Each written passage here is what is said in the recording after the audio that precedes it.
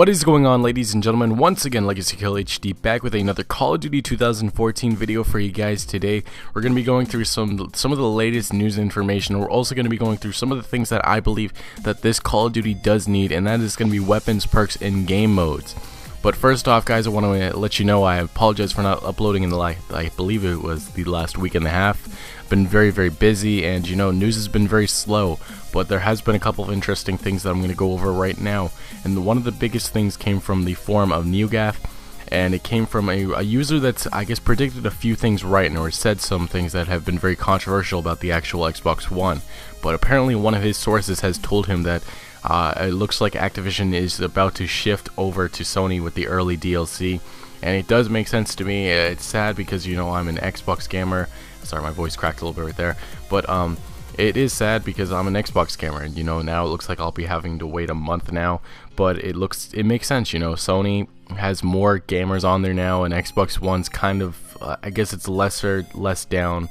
You know, it costs more. It's not really towards gaming it's more towards entertainment, and overall the PS4 is a better gaming console, in my opinion at least. And I don't want to have the console war debate in the comments, but I'm just saying it does make sense, and I am an Xbox gamer.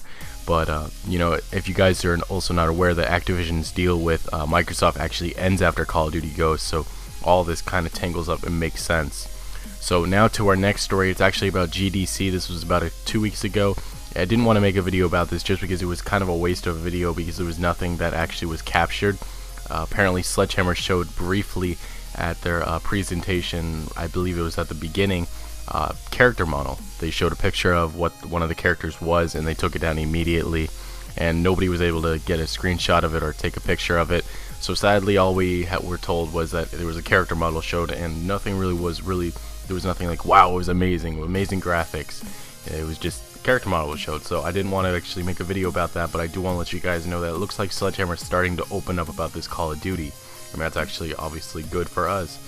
But if you guys look at the date today, we're getting closer, because usually it's by the end of April once Sledgehammer or the whatever Call of Duty team finally release details about the upcoming COD. So I'm starting to get pumped up, guys, and it's going to help me out so I can make more videos for you guys and keep you guys up to date and more entertained, because, you know, haven't been uploading that much as of late. But now let's get down to some of the big things that I want to see in the next Call of Duty, and I really hope that you guys can get in the comments and help me out and tell me what you guys want to see, because then I believe the last video I did of some sort of this, I had a lot of people talking, a lot of people wanted to see more. I believe it was, you know, more players and maps. That's one thing I really do want to see also. But let's get down to some of the weapons that I want to see. And I did base this on the past Call of Duties, the past Modern Warfare games, not exactly in any other franchise. Just basing the assumption that we're going to be getting Modern Warfare 4 or something in the Modern Warfare universe. So some of the submachine guns I really do want to see is the UMP-45 and the MP7, and possibly the Vector. It's just the Vector seems to be in every Call of Duty game now. Kind of getting tired of seeing it.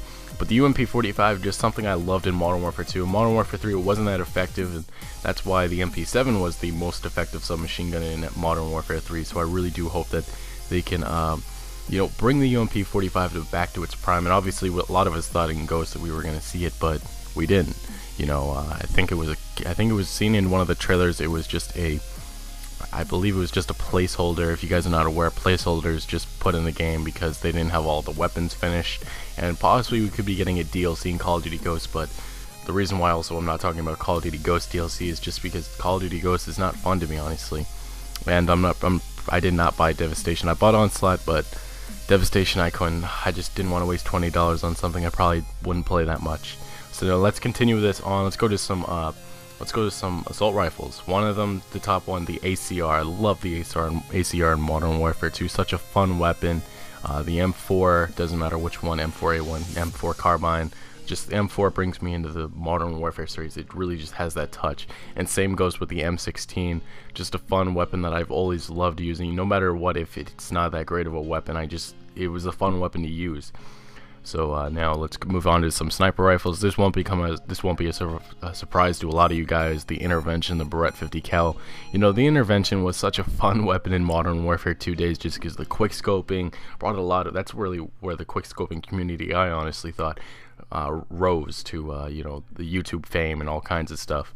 And the Barrett 50 cal just You know, Brett 50 cal maybe not that top weapon, but it is a fun weapon to use.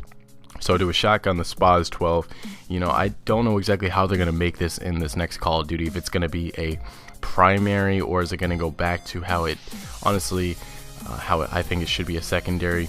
But SPAS 12, once again, another great weapon that, you know, I love seeing gameplay videos for in the Modern Warfare 2 days. Honestly, Modern Warfare 3, I don't even count it as a Modern Warfare game usually, just because it, ooh, bad memories, and it was more like MW 2.5, I should say. So to our last weapon, the infamous Desert Eagle. You know, Desert Eagle, it's that infamous weapon. It doesn't even make sense to use, but it's such a loud weapon, such a fun weapon to run around and use. It may not even be the best weapon to use or best handgun to use, but it's just a fun weapon to use, and that's what all these weapons really define to me. They're fun to use, and that's kind of what I've had the problem with the last couple of Call of Duties, that there isn't enough fun weapons to use, that I just don't have a blast using, and I really do hope that this Call of Duty kind of redefines that and brings that back to the table. So now let's move on to some game modes. Some of the basics, I'm not even going to say them, really all of them. We'll just say a few. Capture the flag, domination, search and destroy, just the basics ones we obviously need to have back, just because they're fun. TDM also, I could say that. And then some of the game modes that have been introduced as of late. Hardpoint, such a fun game mode from Black Ops 2. I don't even think if it is in Call of Duty Ghosts, it's not fun at all. I don't even think I've touched it. I don't even think, see, look at this, I don't even know the game modes in Call of Duty Ghosts. That just shows you I haven't played it that much. I play it once, maybe once a week. Worst thing I've ever had with a Call of Duty game, just don't play it that much. But also Blitz, I'll say one thing that Call of Duty Ghosts did do right. Blitz is a great game mode, such a fun one. I really do hope they bring it back. Infected, the only thing I really do remember from Modern Warfare 3, such a innovative game mode that brought a lot of people back. And the one game mode I really don't want to see is Search and Rescue. I just don't see it as, it didn't really do anything, you know. Obviously they tried working on top of Search and Destroy, and you know, they could bring it back. I could see why. I played it a few times. It's an okay game mode, but I just prefer Search and Destroy. It just makes a lot more sense, and it doesn't, Search and Rescue just really didn't get out there to a lot of people. Now to our last topic of the day, I'm going to discuss perks. Honestly, I think perks have been great as of late. You know, the last couple of Call of Duties, they haven't been the problem. Black Ops 2, I thought it worked well with the pick 10 system, and I even thought in Call of Duty Ghosts, that's one of the things I did right with, I think it was like 35 perks, and each perk, type of perk had a value to it, and I really did like that system, and I really do hope they actually bring that into the next Call of Duty. I'm kind of tired of how they've been changing it up, you know. Back in the Call of Duty Ghosts, CoD 4, maybe Modern Warfare 2, Black Ops 1, Call of Duty World at War, it was just, I guess it was like 3 perks or something like that sort, and I liked that. I liked it was simple and easy. You didn't have to learn. I guess it's gotten more difficult over the years. That's what I'm trying to say, and I really hope that they finally settle down with an idea and all the developers go along with it.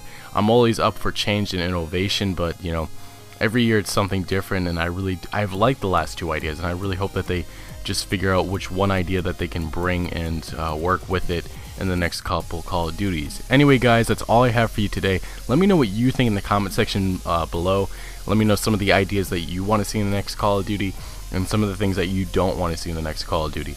Anyway guys, make sure to smack that like button if you did enjoy the video or found it any bit informative, and also to make sure you subscribe for all kinds of up-to-date news on what's going on with Call of Duty, and I'll see you guys later.